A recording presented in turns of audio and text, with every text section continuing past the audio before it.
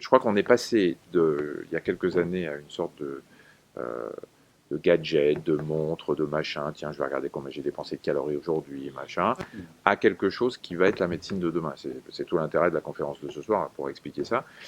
Donc on n'est pas du tout dans l'utopie, mais il va falloir une prise de conscience qu'il faut investir. Et comme malheureusement les politiques voient rarement à court terme, à long terme, mais plutôt à court terme, et qui veulent des résultats tout de suite, voilà, ça va pas se faire en 2 mois. Oui, non, voilà. Mais il n'y a pas d'utopie. Il y a un vrai. La médecine, c'est ça la médecine de demain.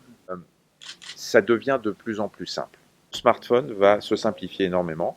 Et franchement, si un jour on prend 1 heure pour vous expliquer comment marche un smartphone et non pas un petit téléphone, un truc comme ça, en 1 heure vous avez compris. Ah, si vous avez un truc à bakélite chez vous avec le tourbillon, là on va avoir du mal.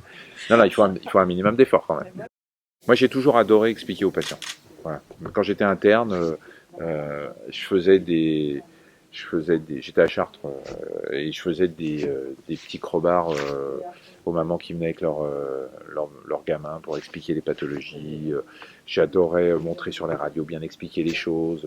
Et moi, j'ai toujours pensé, dès le début de ma carrière de médecin, que plus j'allais faire comprendre aux patients sa maladie et ce que j'attendais de lui, et plus j'aurai de chances qu'ils suivent mes recommandations et qu'ils guérissent. Et je me dis qu'aujourd'hui, j'ai un rôle peut-être important à jouer en matière de santé publique et que si ma parole porte, eh ben, il faut que je m'en serve. J'adore avoir un patient qui vient et qui sait un minimum de choses en médecine parce que je peux élever le débat. C'est quoi le conseil justement que vous leur donneriez? Est-ce Alors, qu'il faut aller se renseigner sur Internet ça sert à rien que je leur dise non. Si je leur dis n'y allez pas, ils vont rien à foutre, ils vont y aller quand même. La seule chose, c'est qu'il faut choisir son site. Il faut avoir un site qui est un site recommandable. Alors, en général, il y a HON sur ces sites-là, Health on Net, qui est un sigle donné par l'OMS. Il faut aller sur un bon site et surtout ne jamais aller sur les forums.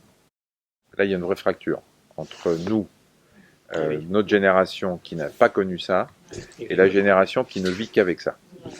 Et la première réaction qu'on a en tant que parent, c'est de dire lâche ton portable, lâche ta tablette, lâche ton ordi, lâche tes jeux vidéo, parce que tu passes à côté de la lecture, tu passes à côté de l'activité physique, tu passes à côté du dialogue familial, etc. Alors, tous les pédopsies vous diront que gueuler ne sert à rien.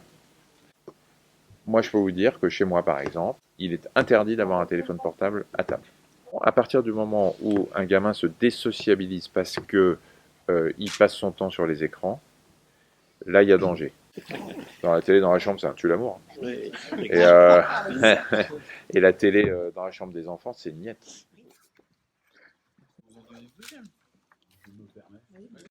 Que du bonheur de rencontrer Michel Simès. On a eu nos réponses aux quelques questions qu'on a pu lui apporter. J'espère qu'elles étaient pertinentes. Bon, qu'est-ce que ça représente pour vous des rencontres comme celle-là avec des lecteurs? Ça signifie que j'ai des gens en chair et en os qui sont derrière la caméra, et ça c'est important parce que moi je fais de la télé, je parle qu'à des caméras, et là voir des gens, voir les préoccupations des gens, surtout en matière de santé connectée, c'est important parce que c'est une génération qui est très déconnectée un peu de tout ça et à qui j'ai essayé d'expliquer qu'il fallait être rassuré et que ce serait pour eux aussi. On devrait s'adapter, d'après lui, assez facilement. Il faudra faire un effort. C'est vrai.